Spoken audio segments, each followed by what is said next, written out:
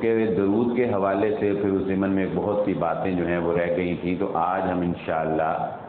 اسی اعتبار سے درود محمد الرسول اللہ صلی اللہ علیہ وآلہ وسلم پر ہی مزید گفتگو، اس کی فضیلت اور اس کی اہمیت پر کریں گے۔ سب سے پہلے تو یہ بات ذہن نشین رکھ لیں کہ یہ چیزیں جو ذکر و اذکار ہیں، درود ہیں، تلاوت ہے،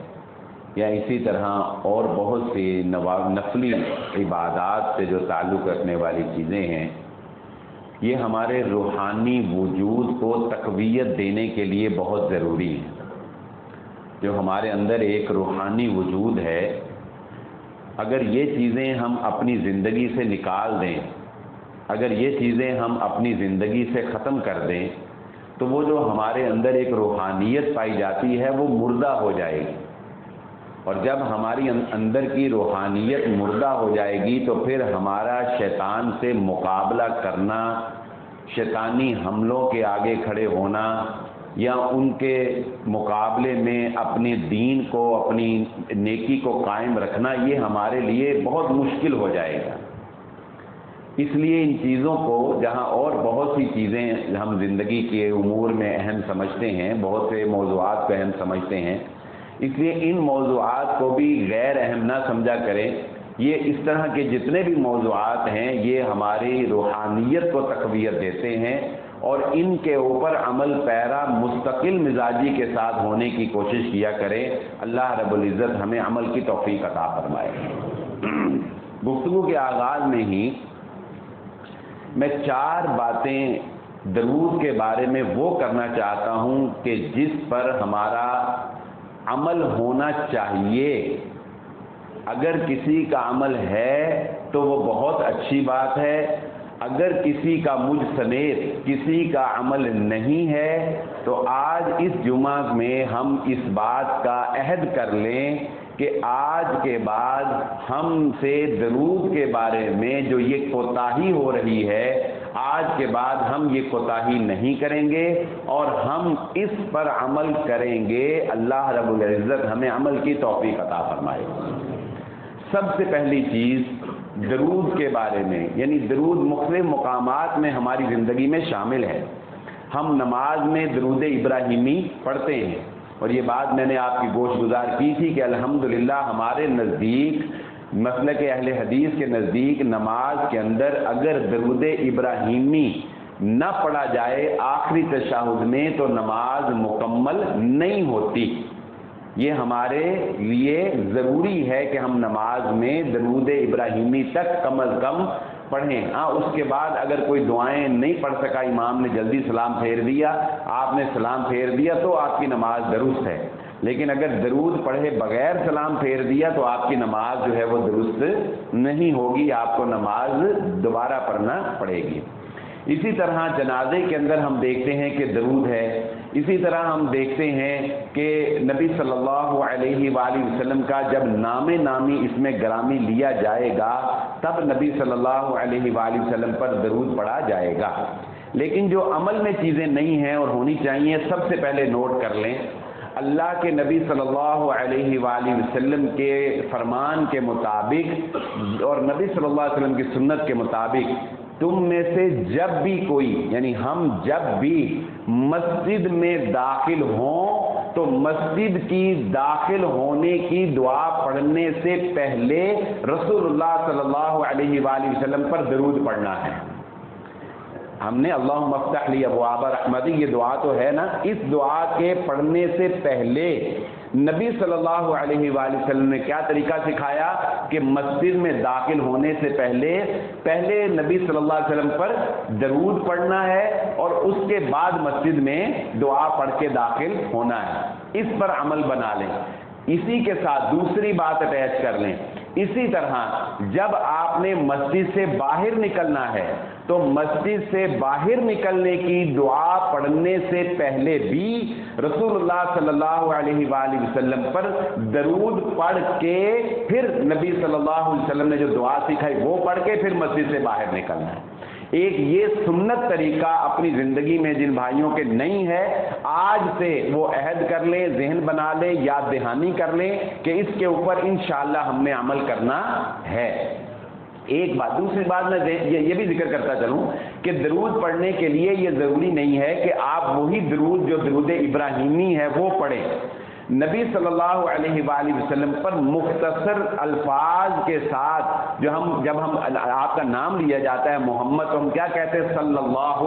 علیہ وآلہ وسلم۔ یہ لفظ بھی، اس کی بھی تصحیح کر لیں، بعض جو لوگوں کو نہیں پتا، یہ اللہم صلی علی نہیں ہے، آپ مجھے سنتے ہی ہوں گے پڑھتے، یہ اللہم صلی علی ہے، پورا صلی بھی نہیں پڑھتے اور صلی بھی نہیں پڑھتے، یہ درمیان میں کر کے اللہم صلی علی، اللہم صلی علی، یعنی یہ لی کی آواز کی طرف رجحان زیادہ رکھنا ہے، لے کی آواز کی طرف نہیں جائے گا۔ تو اللہ، لیکن عام طور پہ وہ چونکہ لکھنے میں لام ایسے بڑی یہ لکھ دیتے ہیں نا، تو بعض لوگ اس کو صلی علی جو ہے وہ پڑھ دیتے ہیں، تو یہ اللہم صلی علی ہے۔ تو نبی صلی اللہ علیہ وآلہ وسلم پر مختصر سے الفاظ سے بھی درود پڑھا جا سکتا ہے۔ صحیح مسلم کی روایت ہے، حضرت جبرائیل علیہ السلام جب اللہ کے نبی صلی اللہ علیہ وآلہ وسلم کو لے کر معراج کے موقع پر آسمان پر جا رہے تھے، تو جب پہلے آسمان پر روک لیا گیا اور اندر سے پوچھا گیا کہ کون ہے آپ کے ساتھ، یعنی حضرت جبرائیل علیہ السلام سے پوچھا فرشتوں نے، آسمان کے دروازے پر جو فرشتے مامور تھے انہوں نے پوچھا کہ آپ کے ساتھ کون ہے، تو جب حضرت جبرائیل علیہ السلام نے بتایا کون ہے، تو وہ الفاظ جو حضرت جبرائیل علیہ السلام نے ادا کیے وہ یہی تھے کہ میرے ساتھ محمد صلی اللہ علیہ وآلہ وسلم ہیں۔ یعنی یہ جو مختصر درود ہم پڑھتے ہیں صلی اللہ علیہ وآلہ وسلم، یہ وہ درود ہے جو حضرت جبرائیل علیہ السلام نے معراج کے موقع پر محمد الرسول اللہ صلی اللہ علیہ وآلہ وسلم پر پڑھا تھا۔ یہ ہم اس لیے مختصر پڑھتے ہیں۔ تو یہ مختصر درود پڑھ کر بھی آپ مسجد میں داخل ہو سکتے ہیں، یہ مختصر درود پڑھ کے بھی آپ مسجد سے نکل سکتے ہیں۔ جو جتنا زیادہ پڑھے گا ظاہر ہے اتنا زیادہ اس کو بہتر اجر ہے۔ ایک عمل زندگی میں یہ اپنا لیں، دوسرا عمل زندگی میں یہ اپنا لیں، اور یہ بہت ہی ضروری ہے، اور یہ بھولنا نہیں ہے، اس کو کہیں لکھ لیں، اس کو روٹین بنا لیں، اپنے گھر والوں کو بھی سکھا دیں کہ رسول اللہ صلی اللہ علیہ وآلہ وسلم نے ارشاد فرمایا، جو مسلمان یعنی آپ کا امتی صبح کے وقت 10 مرتبہ اور شام کے وقت، اور شام کا وقت جو ہے یہ یاد رکھ لیں، یہ رات کے وقت سے پہلے کو کہا جاتا ہے۔ مغرب سے رات شروع ہو جاتی ہے، مغرب سے رات شروع ہو جاتی ہے۔ جب احادیث میں شام کے اذکار یا شام کا وقت آتا ہے تو اس سے مراد ہوتا ہے مغرب سے پہلے، مغرب سے پہلے کو شام کہا جاتا ہے۔ مغرب جب سورج غروب ہو گیا وہ رات شروع ہو گئی ہے، اب وہ رات کاؤنٹ ہوگی،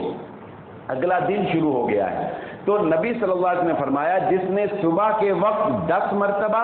اور صبح کا وقت فجر کے وقت سے بعد ہوتا ہے، فجر کے وقت کے بعد جب بھی آپ کو موقع ملے، اور شام کو مغرب سے پہلے جو مرتبہ صبح کے، جو مسلمان صبح کے وقت 10 مرتبہ اور شام کے وقت 10 مرتبہ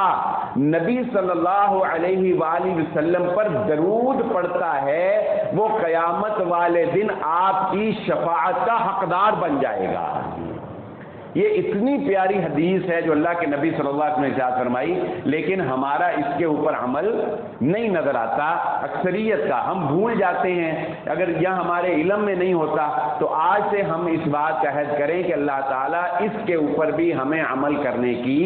توفیق عطا فرمائے۔ تو اس کے اوپر لازماً عمل، اور جیسا کہ میں نے کہا 10 مرتبہ آپ اس نیت سے بھی پڑھ لیں صلی اللہ علیہ وآلہ وسلم، صلی اللہ علیہ وسلم، کاؤنٹ کر کے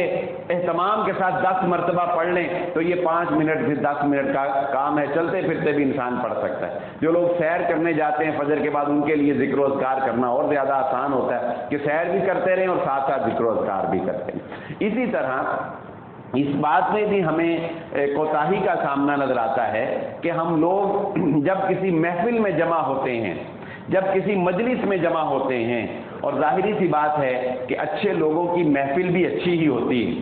یہ طریقہ کار درست نہیں ہے کہ انسان مسجد کے اندر تو بڑا مہذب ہو اور اپنی فیملی کے اندر تو بڑا مہذب ہو، لیکن اس نے دوستوں یاروں کی ایک ایسی ٹیم رکھی ہو کہ جس میں جا کر وہ ساری تہذیب کا لباس اتار کے اور لوفر اور فضول گفتگو جو ہے وہ شروع کر دے۔ یہ مزاج انسانوں کا اچھا مزاج نہیں ہے، یہ مزاج نہیں ہونا چاہیے۔ جیسا کہ بعض لوگ جو ہیں وہ ایسا مزاج رکھتے ہیں اور وہ یہ سمجھتے ہیں کہ وہ محفل اپنی جگہ اور یہ تہذیب اپنی جگہ، نہیں، انسان کو مہذب نظر آنا چاہیے۔ رسول اللہ صلی اللہ علیہ وآلہ وسلم اور صحابہ اکرام کا ایک خاصہ یہ بھی تھا کہ ساری زندگی اللہ کے نبی صلی اللہ علیہ وآلہ وسلم نے اور صحابہ اکرام نے کوئی ایسا کام نہیں کیا جو ڈیسنٹ پن کے خلاف ہو، جو جینٹل مین جسے ہم کہتے ہیں، جس کے اندر کوئی لوفر پن جھلکتا ہو۔ یعنی میں نوجوانوں کو بالخصوص یہ کہنا چاہوں گا کہ آپ زیب و زینت اختیار کریں، مرد ہوں یا خواتین ہوں، زیب و زینت اختیار کریں، اچھا لباس پہنیں، اچھی کٹنگ کروائیں، اچھے پرفیوم استعمال کریں، ہر کام اچھا کریں، لیکن آپ کی وضع قطع کے اندر وہ لوفر پن نہیں ظاہر ہونا چاہیے۔ دیکھ کر کوئی بندہ یہ نہ کہے کہ یار یہ چھچورا بندہ ہے، دیکھنے سے پتا چل جائے گا یہ چھچورا انسان ہے۔ دیکھنے سے کوئی کہے کہ یار ڈیسنٹ فیملی کا، ڈیسنٹ گھرانے کا، شریف گھرانے کا یہ بچہ ہے۔ یہ ہاتھوں کے اندر چین پہن لینا، اور جب بچے جوان ہو رہے ہوتے ہیں ٹین ایج میں تو گلے کے اندر چین پہننے کا شوق جو ہے وہ چڑھ جاتا ہے، اور یہ جو فرینڈ شپ بینڈ پہننے کا شوق چڑھ جاتا ہے، بالوں کو جو ہے وہ پیچھے عجیب طریقے سے کٹنگ کروا کے جو ہے وہ رکھنے کا شوق چڑھ جاتا ہے۔ یہ جو عجیب و غریب سے شوق ہمیں چڑھے ہوئے ہیں، اینکیں ایسی الٹی پھلٹی لگا لینا، یہ عجیب و غریب شوق جو ہیں یہ آپ کو اچھا ظاہر نہیں کرتے۔ کوئی آپ کو دیکھ کے یہ نہیں کہے گا کہ یہ بڑا اچھا لڑکا ہے، یہ بڑے اچھے گھرانے کا تعلق ہے، نہیں، وہ دو وقت کا فیشن ضرور ہے، مگر وہ فیشن آپ کی شخصیت کو مجروح کر دے گا، آپ کی شخصیت کو گرا دے گا۔ اس لیے میں بات جو اصل میں کر رہا تھا وہ یہ کہ محفل اور مجلس جو ہے وہ بھی انسان کو ہمیشہ وہی رکھنی چاہیے جس میں مہذب گفتگو ہو، جس میں لوفر پن نہ ہو، جس میں اوئے توئیں اور تو اور میں اور فلانیاں ٹمکانیاں اس طرح کی گفتگو۔ اپنی دوستوں کی محفلوں کے اندر بھی مزاح ضرور کریں، مزاح سے نہیں روکتے ہم، مزاح کریں، فرینکنس ہو، ایک دوسرے کے ساتھ اچھی گفتگو ہو، لیکن لوفر پن نہیں ہونا چاہیے۔ وہ مجھے ایک بات یاد آ گئی ایک شاعر کی لوفر پن سے، کہ یہ لوفر پن کی شاید وضاحت تو نہیں کی جا سکتی لیکن دیکھتے ہی پتہ چل جائے گا۔ پنجابی کے ایک شاعر ہیں، انور مقصود صاحب کے ساتھ ہی ہوتے ہیں، مقصود ہی نام ہے ان کا، وہ نا شاعری کرتے ہیں تو اردو اور پنجابی کے لفظ مکس سے کر کے شاعری کرتے ہیں، اور کچھ اس میں انگلش کے بھی لفظ ڈال لیتے ہیں۔ تو ان کا ایک شعر ہے کہ ایک درجن چول رہتے تھے چبارے پر، ٹھیک، یہ ان کا ایک شعر ہے۔ اس شعر کا ایک مصرع ہے کہ ایک درجن چول رہتے تھے چبارے پر۔ وہ کہتے ہیں کہ میں ایک دفعہ کراچی گیا، کراچی جا کے تو کہتے ہیں کہ مشاعرہ تھا، کراچی اردو اسپیکنگ تھے سارے،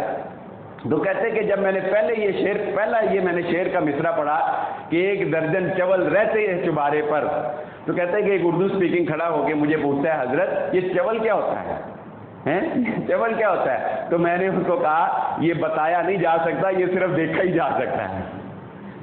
اب کیسے کوئی بتائے کہ یہ کیا ہوتا ہے، لیکن دیکھنے سے پتہ لگ جاتا ہے کہ یہ وہ ہے۔ تو اسی طرح یہ جو لوفر پن ہے شاید یہ بتایا نہیں جا سکتا لیکن دیکھنے سے پتہ لگ جائے گا۔ تو بات جو میں درود کے حوالے سے کرنے جا رہا تھا وہ یہ کہ ہماری جو مجلس ہوتی ہے، ہم دوستوں کے ساتھ بیٹھیں، ہم گھر میں بیٹھیں، کسی بھی مجلس میں بیٹھیں، تو جہاں ہم کفارہ مجلس کی دعا پڑھتے ہیں، الحمدللہ جہاں ہم کفارہ مجلس کی دعا پڑھتے ہیں، وہاں رسول اللہ صلی اللہ علیہ وآلہ وسلم کی اس حدیث پر بھی آج سے ہم نے عمل کرنا ہے کہ مجلس سے اٹھنے سے پہلے ہم نے رسول اللہ صلی اللہ علیہ وآلہ وسلم پر درود پڑھ کے اٹھنا ہے۔ اس لیے کہ نبی صلی اللہ علیہ وسلم نے فرمایا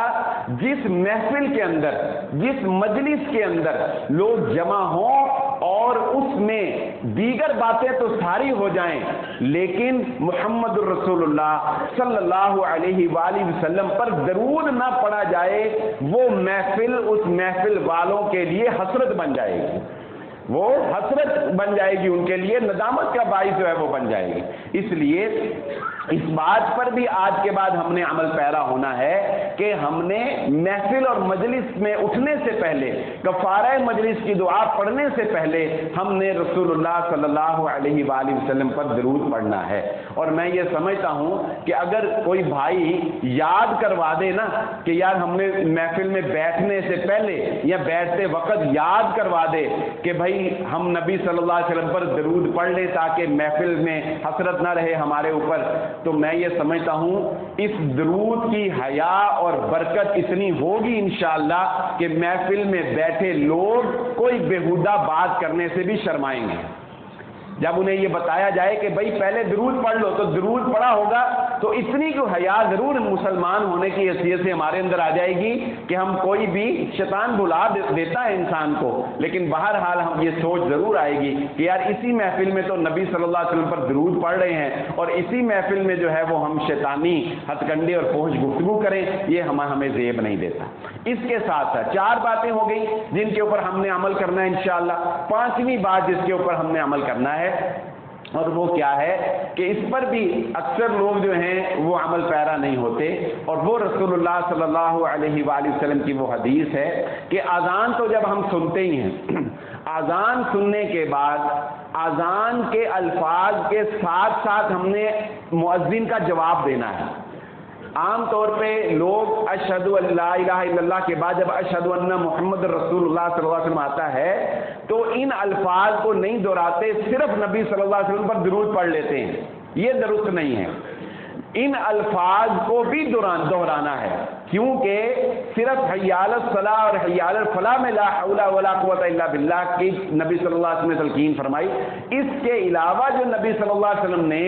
آذان کا جواب دینے کے بارے میں الفاظ کہے وہ یہی ہیں کہ اذا سمعتم المؤذن، جب تم مؤذن کو آذان دیتا ہوا سنو، فقولوا، تو وہی الفاظ کہو جو وہ کہہ رہا ہوتا ہے، جو وہ الفاظ کہتا ہے انہی الفاظ کو دہرانا ہے۔ یعنی مؤذن اگر اشہد ان محمد کہتا ہے تو آپ نے اسی الفاظ کو دہرانا ہے۔ اشہد ان لا الہ الا اللہ کہہ رہا ہے تو اشہد ان لا الہ الا اللہ کو دہرانا ہے۔ البتہ جب اذان ختم ہو جائے گی، اگر کوئی ساتھ صلی اللہ علیہ وسلم بھی کہہ دیتا ہے تو وہ غلط نہیں، وہ بھی درست ہے، لیکن اصل الفاظ ضرور دہرانے ہیں۔ اچھا، اور جب اذان ختم ہو جائے گی تو نبی صلی اللہ علیہ وآلہ وسلم کے لیے وسیلے کی دعا کرنے سے پہلے جو ہم دعا پڑھتے ہیں، اللہم رب ھذہ الدعوۃ التامہ والصلاۃ القائمہ وآت محمد الوسیلۃ والفضیلہ، یہ دعا پڑھنے سے پہلے رسول اللہ صلی اللہ علیہ وآلہ وسلم نے فرمایا مجھ پر درود پڑھو۔ یعنی مؤذن جب اذان ختم کر لے گا تو اذان مکمل کرنے کے بعد پہلے ہم نے رسول اللہ صلی اللہ علیہ وآلہ وسلم پر کیا کرنا ہے؟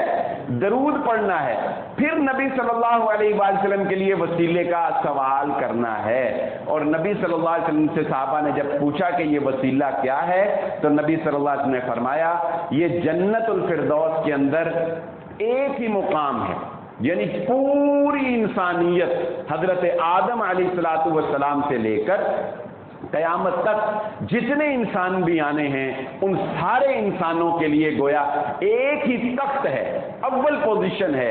ایک ہی تاج ہے، ایک مقام خاص رکھ دیا اللہ نے، جو اللہ رب العزت تمام نوع انسانی جن و انس ثقلین میں سے صرف ایک بندے کو عطا کرے گا، اور وہ ایک بندہ میرے اور آپ کے نبی محمد الرسول اللہ صلی اللہ علیہ وآلہ وسلم ہوں گے۔ تو یہ 5 باتیں ہو گئیں درود کے حوالے سے جن پر ہم نے عمل پیرا ہونا ہے انشاءاللہ۔ 6ٹھی بات، رسول اللہ صلی اللہ علیہ وآلہ وسلم نے ارشاد فرمایا تمام دنوں میں سب سے زیادہ برکت والا دن جو ہے یہ جمعے کا دن ہے۔ تمام دن جو اللہ نے بنائے ہیں، ہفتہ، اتوار، سوموار، یہ سارے دن جو ہم نے نام رکھے ہیں، ان سارے دنوں میں جو سب سے برکت والا دن ہے وہ اللہ رب العزت نے جمعے کا دن رکھا ہے۔ اس جمعہ کے دن میں ہی حضرت آدم علیہ السلام کو پیدا کیا گیا، اسی دن میں ان کو فوت کیا گیا۔ یہی جمعہ کا دن ہوگا کہ جب سور میں پھونک دیا جائے گا اور قیامت برپا ہوگی۔ اور ایک روایت میں وہ الفاظ ہیں کہ یہ جن و انس کے علاوہ، یعنی انسان خواب غفلت میں سویا رہتا ہے، کتنے میرے بھائی ہیں آج جنہوں نے فجر کی نماز سو کر وہ وقت گزار دیا، حالانکہ وہ وقت اتنا اہم تھا، وہ وقت اتنا قیمتی تھا کہ اس وقت یہ چرند، یہ پرند، یہ حیوانات بھی کانپ رہے ہوتے ہیں اور یہ اللہ کا ذکر کر رہے ہوتے ہیں کہ کہیں یہ سورج وہ نہ ہو کہ جو قیامت کے جمعہ کا سورج ہوگا، یہ بھی ذکر و اذکار میں مشغول ہوتے ہیں، لیکن انسان خواب غفلت میں سو رہا ہوتا ہے۔ یہ انسان ہے جو نادان ہے اور بھول جاتا ہے۔ تو اس جمعہ کے دن ہی وہ قیامت برپا ہوگی کہ جب سب لوگ روبرو اللہ کے حاضر ہوں گے۔ تو رسول اللہ صلی اللہ علیہ وآلہ وسلم نے ارشاد فرمایا، تمہیں چاہیے کہ جمعہ کے دن کثرت سے مجھ پر درود پڑھا کرو۔ جمعہ کے دن اور یہ جمعہ کا پورا دن جو ہے وہ جمعہ دن کا آغاز کہاں سے ہوتا ہے، اس بات کو بھی سمجھ لیجئے، سورہ کہف پڑھنے والے لوگ بھی اس بات کو سمجھ لیں کہ جمعہ کا آغاز وہ مغرب سے ہو جاتا ہے۔ جمعہ رات کو جو مغرب ہوتی ہے اس سے لے کر آج کے دن کی جب مغرب ہونی ہے آذان، یہ وہاں سے لے کر یہاں تک یہ جمعے کا دن ہے۔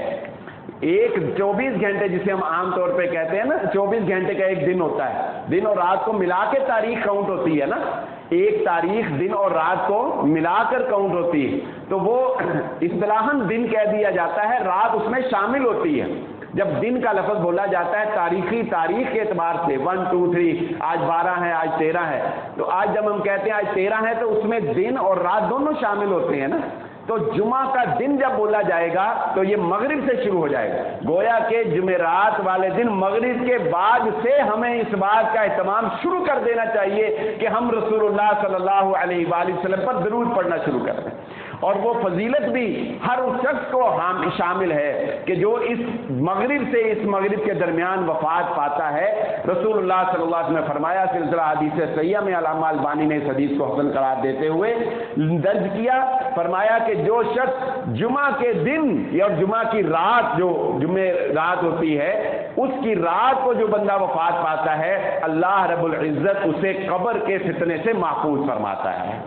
اللہ تعالی ہم سب کو عزت کی موت نصیب فرمائے، ہم سب کو ایمان کی موت نصیب فرمائے۔ تو یہ اس بات کے اوپر بھی آج کے بعد ہم نے انشاءاللہ عمل کرنا ہے کہ ہم نے جمعہ کے دن زیادہ سے زیادہ محمد الرسول اللہ صلی اللہ علیہ وآلہ وسلم پر درود پڑھنے کا اہتمام کرنا ہے انشاءاللہ۔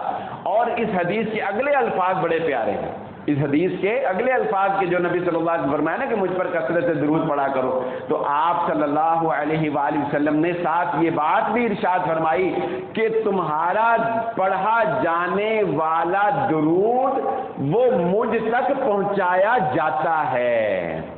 وہ مجھ تک پہنچایا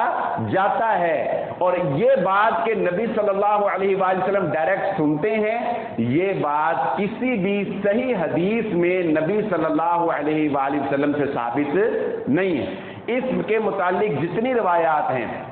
محقق علماء کرام نے تحقیق کر کے ان کا نچوڑ کتابوں میں لکھ دیا، وہ ساری روایات یا من گھڑت ہیں یا ضعیف درجے کی ہیں، کوئی روایت اس درجے کو نہیں پہنچتی کہ اس سے ہم استدلال کر سکیں۔ اور اگلی بات یہ ہے کہ دوسری روایت میں رسول اللہ صلی اللہ علیہ وآلہ وسلم نے اس بات کی وضاحت بھی فرما دی کہ یہ درود جو ہم نبی صلی اللہ علیہ وسلم پر پڑھتے ہیں یہ کیسے آپ تک پہنچتا ہے، یہ کیسے آپ تک پہنچتا ہے؟ تو سن لیجئے، نبی صلی اللہ علیہ وآلہ وسلم نے فرمایا کہ اللہ رب العزت نے پوری دنیا کے اندر سیاحین فرشتے، پوری دنیا کے اندر فرشتوں کی ڈیوٹیاں لگا دیں، پوری کائنات میں دنیا کے اندر جہاں جہاں انسان بستے ہیں اور نبی صلی اللہ علیہ وسلم پر درود پڑھا جاتا ہے، فرشتے جو ہیں وہ پھیلے ہوئے ہیں۔ جب کوئی بندہ رسول اللہ صلی اللہ علیہ وسلم پر درود پڑھتا ہے تو فرشتے ہمارا درود بعینی اسی وقت رسول اللہ صلی اللہ علیہ وآلہ وسلم تک پہنچاتے ہیں، اور آپ صلی اللہ علیہ وآلہ وسلم کو بتایا جاتا ہے کہ آپ کے فلاں امتی نے آپ کے اوپر درود بھیجا ہے۔ یہ عمل کیسے ہوتا ہے یہ ہم سمجھ نہیں سکتے۔ دیکھیں وہ برزخ کی دنیا ہے،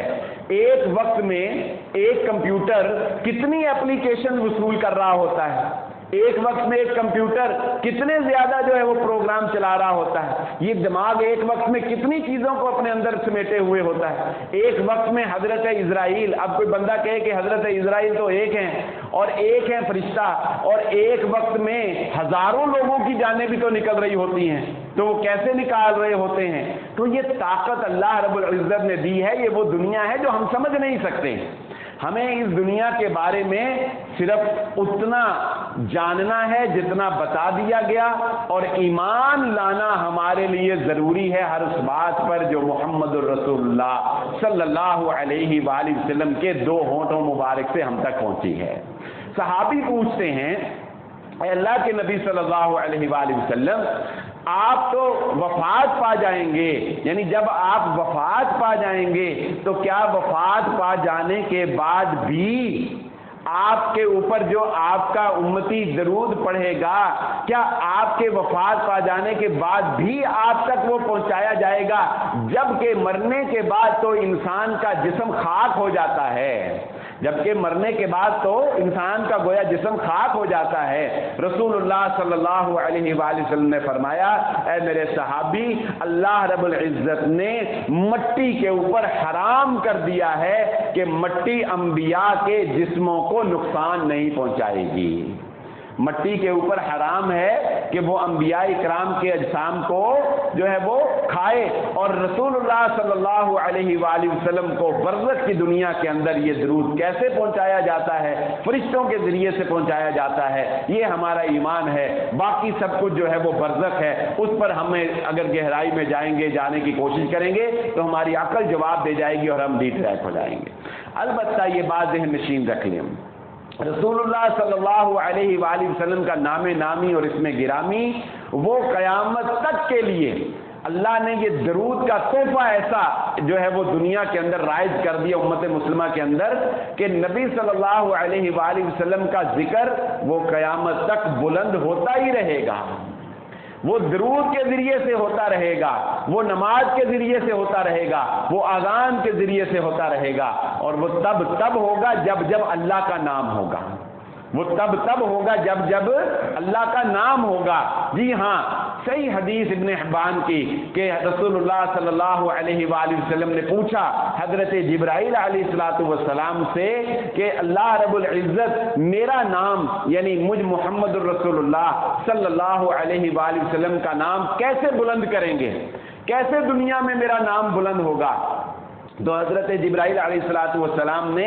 اللہ رب العزت کا یہ پیغام محمد رسول اللہ صلی اللہ علیہ وسلم کو پہنچایا کہ اے محمد صلی اللہ علیہ وسلم، اللہ تعالیٰ کہتے ہیں کہ میں آپ کے نام کو ایسے بلند رکھوں گا کہ جب میرا نام لیا جائے گا ساتھ تب آپ کا نام لیا جائے گا۔ ہم نماز پڑھتے ہیں، اللہ کا نام بھی لیتے ہیں اور محمد الرسول اللہ صلی اللہ علیہ وآلہ وسلم پر درود بھی پڑھتے ہیں، ہم آذان دیتے ہیں، اللہ کا نام بھی لیتے ہیں، رسول اللہ صلی اللہ علیہ وسلم پر درود بھی پڑھتے ہیں۔ ابھی ہم نے مسجد کی مثال سنی، صفا مروہ کی ہم نے پہ رسول اللہ صلی اللہ علیہ وسلم پر درود پڑھا جاتا ہے، جنازے میں ہم اللہ کا نام لیتے ہیں، رسول اللہ صلی اللہ علیہ وسلم پر درود پڑھا جاتا ہے۔ تو اس طرح آپ جب دیکھیں گے کہ اللہ رب العزت نے عبادات کے اندر ہمیں محمد الرسول اللہ صلی اللہ علیہ وآلہ وسلم پر درود پڑھنا سکھایا ہے، اور اس کو معمولی نہ جانیے، اس کو معمولی نہ جانیے، اس لیے کہ رسول اللہ صلی اللہ علیہ وآلہ وسلم نے ارشاد فرمایا جو بندہ مجھ پر درود نہیں پڑھتا، یعنی نبی صلی اللہ علیہ وآلہ وسلم پر جو بندہ درود نہیں پڑھتا اس بندے کو بخیل شمار کر لیا جائے گا۔ وہ اللہ کی نگاہ میں وہ بخیل ہے، وہ کنجوس ہے، وہ احسان فراموش ہے، جسے اپنے نبی کے احسان کا نہیں پتا، جسے اپنے نبی کی قدر کا نہیں پتا، جو اپنے ہونٹوں کو نبی کے لیے ہلا نہیں سکتا، اس سے زیادہ بخیل اور کون ہو سکتا ہے؟ وہ بخیل ہے۔ ایک روایت میں رسول اللہ صلی اللہ علیہ وآلہ وسلم نے ارشاد فرمایا کہ جب تم میں سے کسی کے سامنے میرا نام نامی اس میں گرامی لیا جائے اور وہ مجھ محمد صلی اللہ علیہ وآلہ وسلم پر درود نہ پڑے، وہ سمجھ لے کہ وہ جنت کا راستہ بھول گیا ہے، وہ جنت کا راستہ بھول گیا۔ یعنی جان بوجھ کر نبی صلی اللہ علیہ وآلہ وسلم پر درود ترک کرنا، یہ اپنے آپ کو جنت کے راستے سے دور کر لینے کے مترادف ہے۔ اور وہ مشہور روایت تو ہم نے بارہا سن رکھی ہے کہ رسول اللہ صلی اللہ علیہ وآلہ وسلم نے منبر پر تشریف رکھتے ہوئے جب 3 اسٹیپ لیے اور آمین آمین آمین کہا، تو ان میں سے ایک یہ تھا کہ والدین جس کو مل گئے اور اس نے ان کی خدمت کر کے جنت نہیں پالی، ہلاک ہو وہ شخص، برباد ہو وہ شخص، یا بد نصیب ہے وہ شخص، یا اللہ کی رحمت سے دور ہے وہ شخص، کوئی بھی ترجمہ اس کے کیے جائیں، بہرحال اس شخص کے لیے خیر نہیں ہے، بدبختی ہے جو اپنے والدین کو پاتا ہے اور ان کی خدمت کر کے جنت نہیں پا لیتا۔ حضرت جبرائیل علیہ السلام نے کہا تھا اور رسول اللہ صلی اللہ علیہ وسلم نے فرمایا آمین۔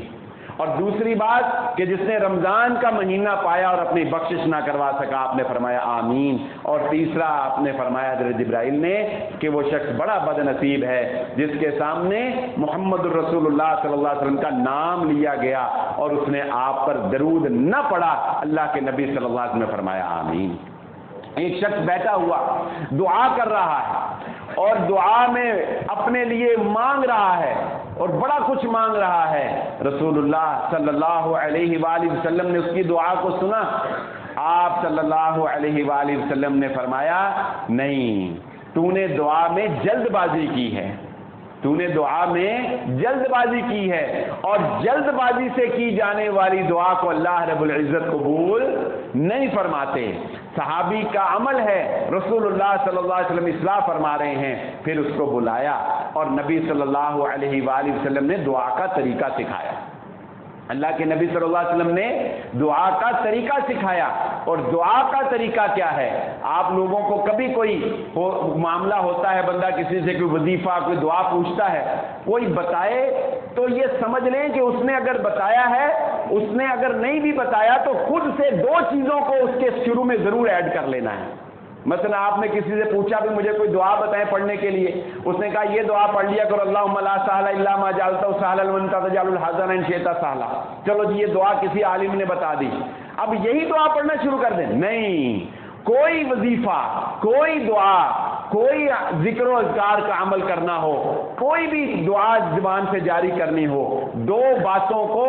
سمجھ لے کہ یہ کمپلسری ہے، یہ لازمی ہے، کوئی بتائے نہ بتائے، یہ نبی صلی اللہ علیہ وسلم نے بتا دی، ان کو ایڈ کرنا ہی کرنا ہے۔ اور وہ 2 باتیں کیا ہیں؟ اللہ کے نبی صلی اللہ علیہ وسلم نے فرمایا کوئی دعا اگر اللہ سے مانگنی ہو تو دعا مانگنے سے پہلے سب سے پہلے اللہ کی تعریف بیان کرو، سب سے پہلے اللہ کی حمد بیان کرو۔ جتنی دعائیں ہیں آپ قرآن مجید میں غور کر لیں اور نبی صلی اللہ علیہ وسلم نے جتنی دعائیں سکھائی ہیں ساری دعاؤں میں غور کر لیں، سب دعاؤں کے شروع میں کیا ہے؟ اللہم یا ربنا، اللہم یا ربنا۔ یہ کیا ہے؟ یہ اللہ کی تعریفی کلمات ہیں۔ اے اللہ ہم تجھے اپنا رب مانتے ہیں، اللہ تو رب ہے، ہم تجھے اپنا معبود مانتے ہیں۔ اللہم کا معنی ہے اللہ ہم تجھے اپنا معبود مانتے ہیں، اللہ تو ہمارا معبود ہے۔ اسی طرح اللہم لک الحمد کما ینبغی لجلال وجہک ولیعظیم سلطانک۔ کوئی بھی یا رحمان، یا رحیم، یا رزاق، یا فتاح، یا علیم، یا جو بھی آپ کو نبی اللہ کے دعائیہ کلمات، اللہ کے صفاتی کلمات آتے ہیں، دعا کرنے سے پہلے، ذکر کرنے سے پہلے وہ پڑھیں۔ اس کے بعد رسول اللہ صلی اللہ علیہ وآلہ وسلم پر درود پڑھنا ہے۔ نبی صلی اللہ علیہ وسلم نے فرمایا وہ دعا جس سے پہلے اللہ کے نبی صلی اللہ علیہ وآلہ وسلم پر درود نہ پڑھا جائے، وہ دعا جس سے پہلے اللہ کے نبی صلی اللہ علیہ وسلم پر درود نہ پڑھا جائے، وہ دعا زمین و آسمان کے درمیان معلق رہتی ہے، وہ آسمانوں تک نہیں پہنچتی ہے، وہ اوپر تک نہیں پہنچتی ہے۔ اس لیے اپنی زندگی کے اندر اس بات کو بھی داخل کر لیں کہ اپنی دعاؤں سے پہلے محمد الرسول اللہ صلی اللہ علیہ وآلہ وسلم کے اوپر درود جو ہے وہ یہ لازماً وتیرہ بنا لیں. تو زندگی کی معمولات کا حصہ بنا لیں اس کو، کہ جو حضرت کعب رضی اللہ تعالیٰ عنہ کو رسول اللہ صلی اللہ علیہ وسلم نے بتا دیا تھا کہ اگر اپنی دعا میں، جب انہوں نے کہا نا کہ اللہ کے نبی صلی اللہ علیہ وسلم میں دعا مانگتا ہوں 3 حصے اپنے لیے رکھ لیتا ہوں، ایک آپ کے لیے. آپ نے فرمایا اچھی بات ہے مگر میرا حصہ بڑھا دو تو اور فائدہ ہوگا. انہوں نے کہا پھر آدھا حصہ آپ کے لیے، یعنی آپ کے لیے سے مراد آپ پر درود، اور آدھا حصہ اپنے لیے. نبی صلی اللہ علیہ وسلم نے فرمایا اچھی بات ہے میرا حصہ اور بڑھا دو تو اور فائدہ ہوگا. انہوں نے کہا پھر 3 حصے آپ کے کر دیتے ہیں. آپ نے یہاں پر بھی کہا میرا حصہ بڑھا دو تو اور فائدہ ہوگا. انہوں نے کہا کہ اللہ کے نبی صلی اللہ علیہ وسلم پھر میں اپنی دعا میں آپ پر درود ہی پڑھتا رہوں. اللہ کے نبی صلی اللہ علیہ وسلم نے فرمایا کہا اگر تو ایسا کرے تو اللہ رب العزت تیرے غموں سے تجھے نجات عطا فرما دے گا اور اللہ رب العزت تیرے گناہوں کو بھی بخش دے گا.